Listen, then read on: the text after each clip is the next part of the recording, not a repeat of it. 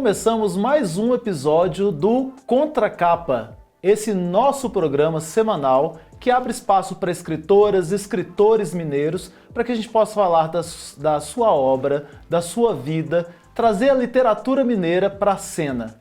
E hoje a gente vai receber aqui no nosso estúdio, ou já está recebendo, um escritor que eu já li o livro dele. A proposta aqui é que eu não leia o livro, porque contracapa é quando você chega numa livraria, você lê aquelas informações têm que aguçar sua curiosidade. Só que esse livro eu já li. Então está com a gente aqui o autor Rafael Sete Câmara. Rafael, seja muito bem-vindo. Obrigado, um prazer. Muito obrigado pelo convite, é uma honra estar aqui. E aí você vai me direcionando na conversa, porque eu não quero atrapalhar o contexto, né, o conteúdo, porque como eu já li, eu não quero entrar em algumas coisas que não devem ser faladas. Pode deixar. Você pode cortar à vontade, tá? Mas, se você quer nos acompanhar, vá lá nas plataformas digitais do jornal Hoje em Dia e também na TV Promove, que é o canal 12 da Claro TV. Mas a gente também está na web rádio Hoje em Dia e nas rádios Alvorada FM e Difusora AM de Salinas, Gorutubana de Janaúba, Rádio Cidade FM de Corinto e na Rádio Eldorado de Sete Lagoas. Dá para assistir, né, todas as quintas-feiras na TV Promove, às 19 horas e também no site do Jornal Hoje em Dia, quintas-feiras, às 19 horas. E em outros horários nessas rádios que eu citei aqui.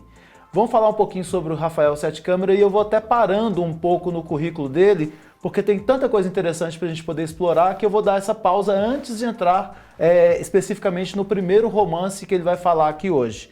Então, o livro que ele trouxe chama-se Dos que Vão Morrer aos Mortos. É o seu primeiro romance.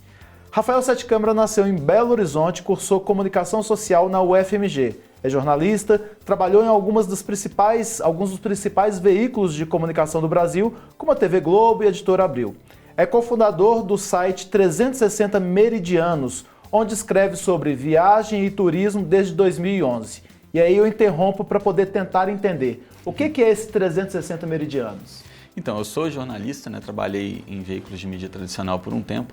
E aí, lá em 2011, justo num momento de luto, de dificuldade, eu pedi demissão do meu emprego, saí e fui morar na Índia. Passei 6 meses morando na Índia e dei também uma volta ao mundo. Isso é uma época em que o dólar ele estava, acho que era 1,60, assim, uma outra época de Brasil. Então, foi possível fazer essa viagem. Eu fiz com 2 amigas, né, que viraram minhas sócias no 360, que acabou se tornando um blog de viagem para a gente contar as nossas histórias de viagem, narrar as nossas, né, aventuras ali. A gente passou por Índia, por Europa, por boa parte de vários países da Ásia, América do Sul.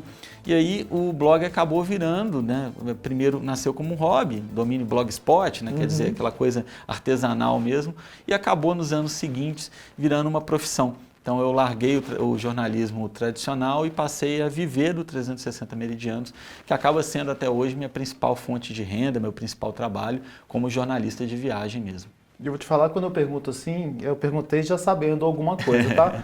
Já me ajudou bastante em algumas viagens que a gente faz, para poder legal. saber, contextualizar para onde você está indo, o que tem, fala sobre cultura, sobre comida, né? Sobre o hábito das pessoas, então nos ajuda bastante também. Legal. Continue, que é muito bom. Pelo 360 organizou o projeto Origens BR, uma expedição por sítios arqueológicos brasileiros e que virou uma série de reportagens, vídeos do YouTube e também do Travel Box Brasil, canal de TV por assinatura. Dentro do projeto Grandes Viajantes, o que é esse projeto? Esse projeto nasceu, é um projeto do 360 Meridianos, já não existe mais, mas ele existiu por um tempo. Nasceu na pandemia, porque como que um blog de viagem, né, um site de viagem é viver na pandemia, né? Vai viajar. Acabou, né? A gente parou o trabalho, acabou a fonte de renda, acabou tudo. E a gente teve então que criar um projeto para tentar nos manter ali vivos, né? Sobreviver enquanto empresa até a pandemia passar. E aí foi o Grandes Viajantes, que era um projeto de literatura de viagem, né, de resgatar livros raros de literatura de viagem, livros esquecidos, que falassem de viagem e que estavam lá há muitos anos sem edição. Então a gente editou o livro do Machado de Assis, da Júlia Lopes de Almeida, do Mário de Andrade e deu versões aí digitais para eles e foi muito legal, assim, foi talvez um dos meus primeiros trabalhos com literatura, valeu super a pena e foram acho que 17 ou 18 livros editados. E aí você não parou por aí com a literatura não, né? Veio aí as coletâneas Micros Y e Micros BH. da editora Pangeia, e Crônicas da Quarentena, do Clube de Autores. E Encontros, livro de crônicas do 360 Meridianos, que dá para encontrá-lo também em livrarias? Não, o Encontros é o único desse que está esgotado, porque como ele foi uma publicação independente, né, a gente fez tudo, a gente fez uma determinada tiragem, parou, até temos o objetivo de fazer de novo, né, um projeto aí, quem sabe, para esse ano. Legal. E não parando por aqui, em 2023 publicou o primeiro romance, que é essa obra que eu falei, Dos que Vão Morrer aos Mortos, da editora Urutau. Além do 360, também é cofundador de Onde Comer e Beber, focado na gastronomia, e do movimento BH Pé, projeto cultural que organiza caminhadas literárias e lúdicas por Belo Horizonte. Eu falei que eu tinha que fazer essas paradas porque realmente são necessárias. Só para a gente poder entrar no livro, falando sobre a história dele, me fala um pouquinho sobre Onde Comer e Beber. O que é isso? Então, o Onde Comer e Beber é um projeto também de jornalismo gastronômico que eu tenho junto com a minha esposa, que é a Luísa Dalcin. Então, é um Instagram, um site de viagem, né? Que a gente começou também ali no período de pandemia, em que tudo fechou, então começou muito focado em delivery. E hoje a gente produz conteúdo principalmente, né, de dicas de restaurantes aqui de Belo Horizonte, né, de gastronomia de Belo Horizonte, e eventualmente quando a gente viaja de algum outro lugar também. Legal. Como é que acha o Onde Comer e Beber? Pode procurar lá no Instagram, é @Onde Comer e Beber mesmo. Ok. E o movimento a pé, movimento BH a pé, o que é isso? Também outro fruto desse momento da pandemia, né, que foi aquele momento que a gente conseguia sair, fazer coisa ao ar livre, mas não tinha nada aberto. Então, a gente tentou criar, eu e minha esposa, esses passeios literários por BH. Então, a BH do Carlos Drummond de Andrade, a BH da Hilda Furacão e do Roberto Drummond, a BH do Pedro Nava, da Henriqueta Lisboa. É uma outra forma de ver a cidade, né, que são passeios que ocorrem normalmente nos finais de semana, às vezes incluem comida, bebida, e que dão, né, esse outro olhar para a cidade. E é muito focado, lógico que vem turista, mas é muito focado no Belo Horizontino mesmo. Belo Horizontino que gosta de cultura, que gosta de literatura e que quer conhecer a cidade com outro olhar. Que legal isso, né? Você conseguiu juntar várias coisas que você ama. Pois foi acontecendo aos poucos, né? De repente eu assustei. Que legal, a gente fala da pandemia, realmente é um momento de tristeza, de dor, né? Sim. De perdas. Mas um momento que foi para muita gente rico também em criatividade, né? Porque naquela ausência a gente teve que criar, Teve que fazer alguma coisa, então, criou-se daí muita coisa. Sim. O livro que você trouxe aqui pra gente, Dos que Vão Morrer aos Mortos, ele nasceu bem antes da pandemia. Então, ele estava na minha cabeça há muito tempo, né? Porque ele parte de uma premissa de uma história, que é uma história que se confunde com a minha, né? Que há 13 anos eu estava na minha primeira viagem internacional, quando a minha mãe, ela atendeu um telefonema em casa, eu estava, né, na África do Sul, minha mãe atendeu um telefonema em casa e deixou as panelas que ela estava fazendo almoço no fogo, saiu, falou para minha irmã assim, ó, tô saindo, minha irmã achou estranho, ela saiu de repente e ela foi encontrada morta 36 horas depois em outra cidade. Então essa é uma história muito triste, né, cheia de dúvidas, de questões nunca respondidas para a gente e que, né, virou grande trauma, a grande questão da minha vida. E como eu sou jornalista e sempre quis ser escritor, eu várias vezes pensava, vou escrever sobre isso, até como uma forma de homenagear a minha mãe, que também sonhava em ser escritora e nunca conseguiu, né? Não conseguiu alcançar esse sonho. E aí o tempo foi passando, eu fui escrevendo isso na minha cabeça algumas vezes, mas nunca tinha coragem, porque querendo ou não, é uma exposição, é um assunto difícil. É uma exposição e uma dor também, e uma dor, né? Você mexe numa dor sua. Exatamente, a dor está lá parada e tal. Mas aí eu resolvi que eu ia tentar. E aí também, no mesmo momento de pandemia, sem, né, nada para fazer, assim, o trabalho acabou, sem dinheiro, eu comecei a escrever, né, todo dia de manhã um pouquinho, e foi tomando forma de livro, e aí 3 anos depois, porque depois ele ficou pronto e aí a coragem para tentar publicar outra coisa, né? E aí 3 anos depois ele acabou sendo selecionado num chamamento de originais da editora Urutau e foi lançado aí no final do ano passado, né? Então foi todo esse processo longo aí de 13 anos, né? Mas de escrita mesmo, né? De 2020 para cá e a publicação no final do ano passado. Pois é, aí quando você fala sobre o livro, você fala que tem um pouco de ficção e um pouco também de realidade. A gente não sabe o que é realidade, o que é ficção ali. Eu até perguntei para você, porque como eu já tinha lido, eu não quero atrapalhar essa nossa entrevista aqui trazendo dúvidas minhas, né, que me foram ocorrendo na leitura. Mas começa lá quando você está na África. Isso. Você estava viajando de fato, ou não sei se estava, né, viajando para a África e acontece essa questão com a sua mãe. E isso aí você falou comigo que é real, né, a questão da sua mãe, Exatamente. que agora, né, acabou de falar. A partir daí você começa a elaborar uma ficção também misturado com a realidade.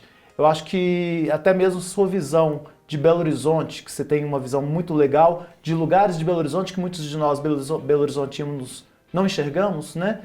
Você vai trazendo para o livro também, isso me deu uma familiaridade muito grande, porque você vai enxergando lugares que existiram e lugares que existem, e que você vai falando assim das ruas de Belo Horizonte com muita intimidade, né? Isso é muito legal. Mas como é que é escrever um livro que você está muito presente e que tem uma ficção também que você precisa trabalhá-la ali? Eu quando comecei a escrever o livro, eu primeiro dei um outro nome para o personagem, né? Ele chamava o personagem narrador, o personagem principal, que é um jovem de 24, 25 anos, começando a vida adulta e que perde a mãe, né? De forma violenta. E eu dei nome para ele de Eduardo, até pensando no Eduardo do Fernando Sabino, no Encontro Marcado. E a mãe também tinha um outro nome. Só que aí foi passando o tempo e eu fui percebendo que o livro ganharia muito se eu justo confundisse totalmente essa questão da realidade com a ficção e desse para o narrador o meu nome. Né? O narrador ele tem também, é chamado também Rafael, e a mãe tem o nome que a minha mãe tinha, que era Laura. Né? Então foi uma escolha difícil, porque aumentava a exposição, né? Porque gerava uma dor, mas eu acho que foi a escolha correta, foi a escolha certeira, justo porque gerou essa confusão. Né? Agora, o processo de escrita foi muito difícil, assim, porque eu fui colocando no papel coisas que aconteceram, coisas que aconteceram em mim, então assim, né, podem não ter acontecido na vida real, mas aconteceram nos medos que eu tive, nos pavores que eu tive, né, nas dificuldades todas, nos pensamentos, né, que atravessam a gente às vezes. Então colocar tudo aquilo no papel foi uma coisa que acabou sendo um processo de cura mesmo, né? Eu falo um processo de exorcismo até, né? Porque eu fui tirando os meus demônios de dentro de mim, né? E aí quando acabou eu estava mais leve, eu estava mais tranquilo com relação àquilo tudo, e o produto final é uma ficção. Né? O livro ele é uma ficção, então assim, por mais que muita coisa tenha de fato acontecido na minha vida real, quando ele é colocado como literatura de ficção, ele é 100% ficção, né? E aí acabou acontecendo uma outra coisa, de Flávio, que eu sempre falo assim que, por exemplo, antes de ter o livro, quando eu estava numa mesa, as pessoas perguntavam, e sua mãe? Eu falava, não, minha mãe já faleceu, porque esse tipo de assunto surge, né? Aí a pessoa me perguntava de que ela morreu. E eu se respondia a história real, eu estava fazendo almoço, o telefone tocou, ela saiu de casa, né? E foi para uma cidade da foi para uma outra cidade, né? da grande BH, e nunca mais, né, voltou, e a gente nunca soube o que foi. O que gerava quando eu contava essa história? As pessoas ficavam constrangidas, ficavam meio assim, como assim?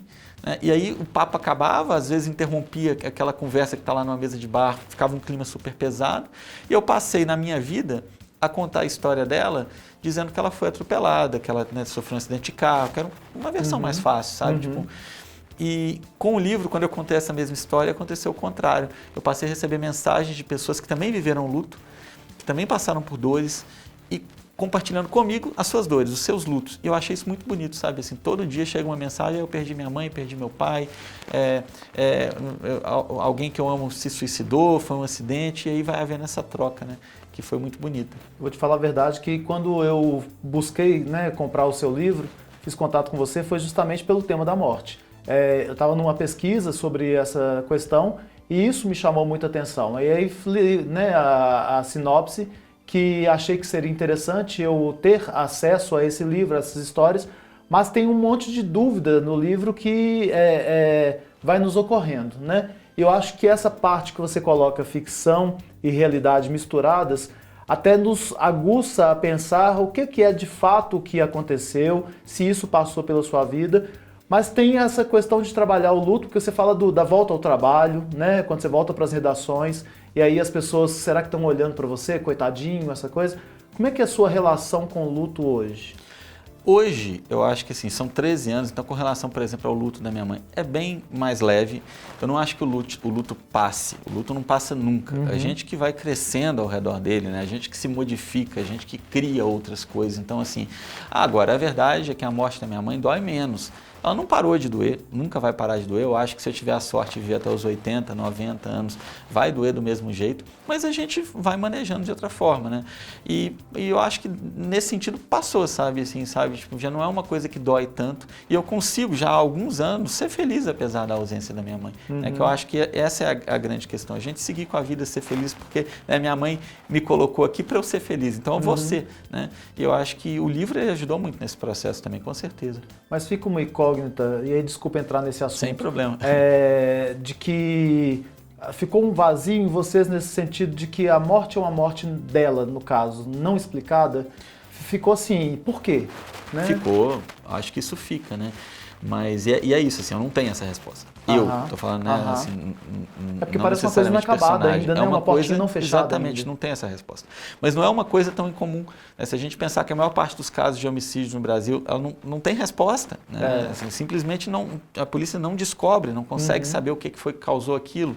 Muitas pessoas que desaparecem nunca mais voltam. Então, assim, é uma coisa muito mais comum do que a gente pensa que é. Muitas vezes as pessoas morrem e a gente não tem esse fechamento, né? Não tem a resposta.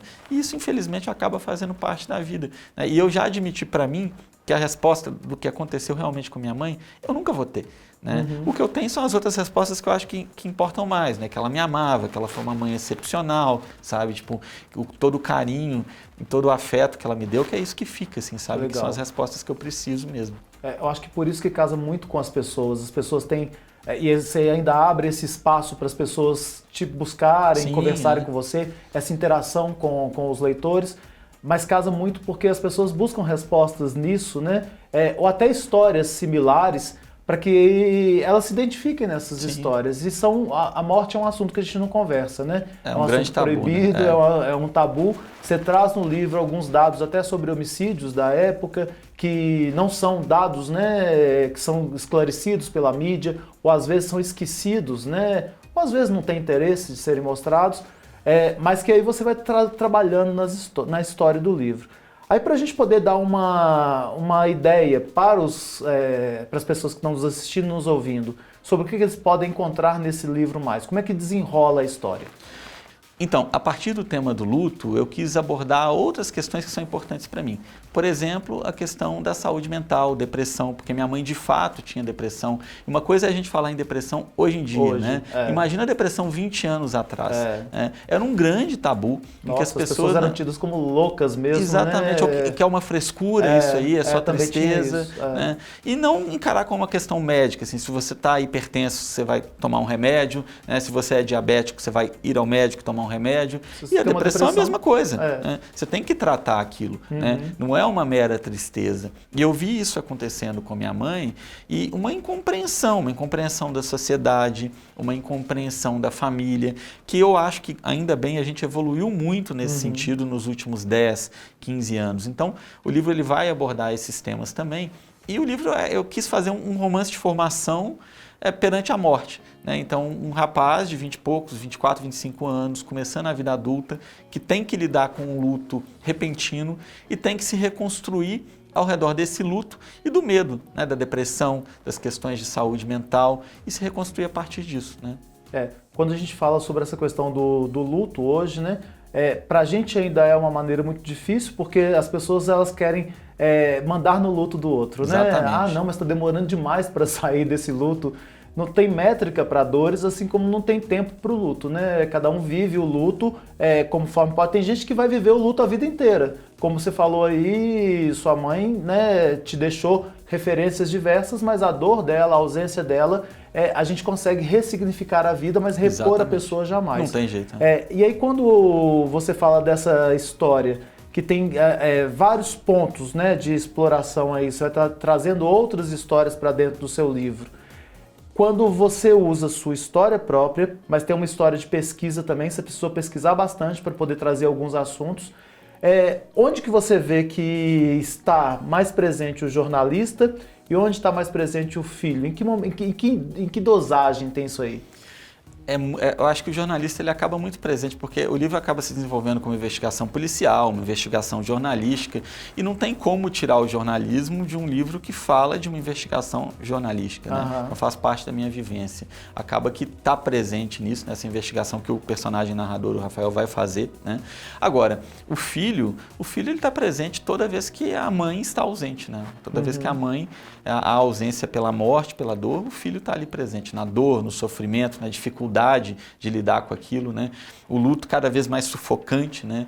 E causando uma solidão cada vez maior, e esse narrador tentando se reerguer a partir disso. Então aí eu acho que o filho está muito presente mesmo, né? E eu tentei dar no livro algumas das respostas que eu não tive na minha vida real, né? Então assim, foi uma busca por respostas de alguma maneira, nem que seja na ficção, né? Agora, quando a gente falou das pessoas que já leram, seu livro já está, né, espalhado por aí por vários estados. Não sei se já chegou fora do país, deve ter chegado. Um ou outro exemplar chegou. Como é que é a interação com essas pessoas? Você tem a disponibilidade de responder, logicamente, mas são histórias que elas vão te contando também de vivências parecidas? Muitas vezes de vivências parecidas, né? Porque o que acontece? A Urutá, uma editora maravilhosa, fez um trabalho gráfico incrível, de revisão incrível, mas é uma editora pequena, com poucos braços. Então, o que acontece é que o autor, a autora, acaba tendo que vender, muitas vezes, seu próprio livro, além do site da editora, né? Então, não está em livraria, né? A pessoa acaba me contatando. Então, nisso que a pessoa me contata para comprar o livro, o que várias vezes acontece é que a pessoa tem esse contato direto, ela pede um livro com dedicatória e aí depois ela volta. Assim, quase todo mundo volta. Dá um trabalho danado, mas é muito gostoso. É muito gostoso. Porque foi assim que eu te conheci. Exatamente. Né? É muito gostoso, a pessoa começa a conversar e depois ela vai me trazendo as outras histórias dela e eu escuto, né? Eu leio todas com muita atenção, respondo todo mundo, né? E eu acho que é uma relação de troca. E essa troca faz bem, eu acho que para todas as partes, porque quem procura uma literatura de luto, normalmente é uma pessoa que já passou pelo luto, que está enlutada, então ela quer se sentir abraçada, ela quer acolher.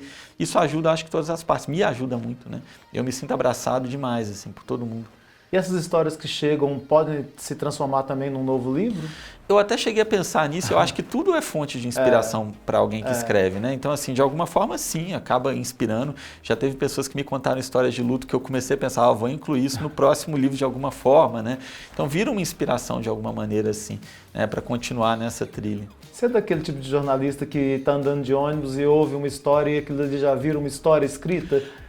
Eu acho que todo mundo, né? Todo jornalista, todo mundo que escreve, quer contar histórias, né? O que a gente no fim das contas, é contador de histórias, né? Então, assim, estou sempre ouvindo, prestando atenção. Aí, quando eu descubro alguma coisa interessante, eu quero contar aquilo da minha maneira, né? Acho que é natural. Eu lembro de uma entrevista com o Chico Anísio, que perguntaram para ele como que ele tinha tantos personagens, né? Ele tinha mais de 100 personagens criados.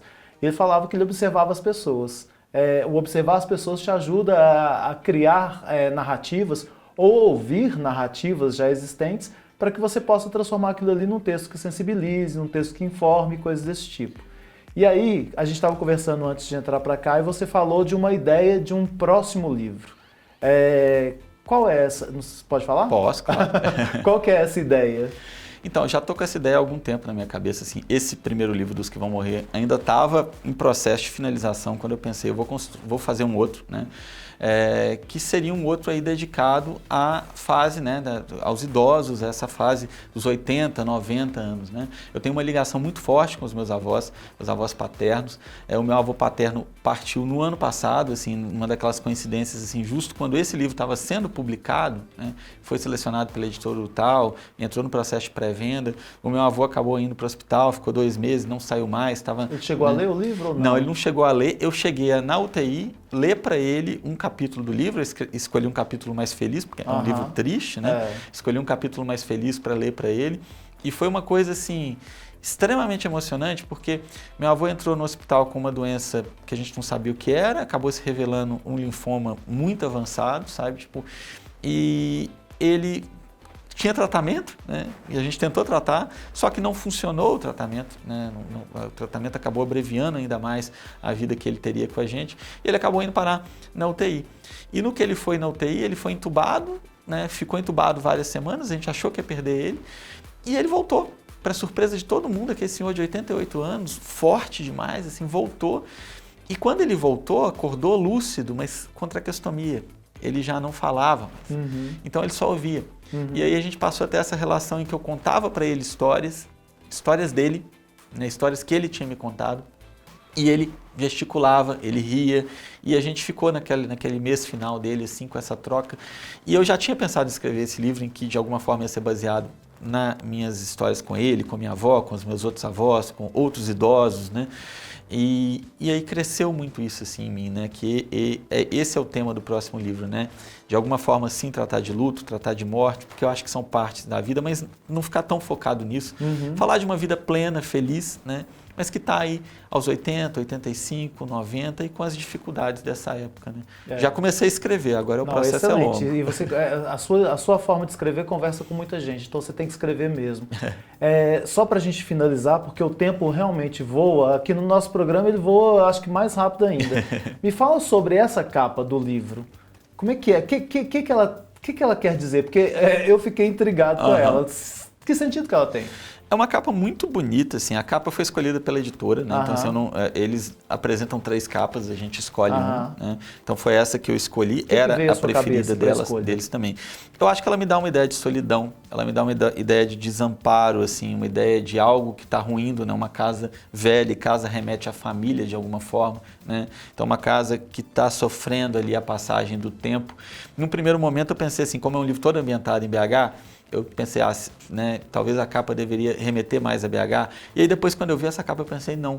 Essa capa, eu acho que ela diz muito do que é o sentimento do livro, assim, sabe? Tipo, e eu sinto que ela atrai as pessoas justo pelo mistério, junto com o título, né? Porque o título dos que vão morrer aos mortos, ele é o que está na inscrição do pórtico do cemitério do Bonfim. Só que no cemitério do Bonfim está em latim, eu não falo latim, acho que se pronuncia assim, é Morituri Mortuis, né? Que aí eu lendo Pedro Nava, eu descobri que a tradução era dos que vão morrer aos mortos. E quando eu li isso no Pedro Nava, eu pensei, poxa, tá aí o título do meu livro.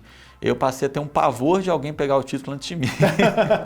Eu tenho que usar esse título. Tem que usar o título, e aí ainda bem deu tempo. Ficou, né? Muito legal, muito legal.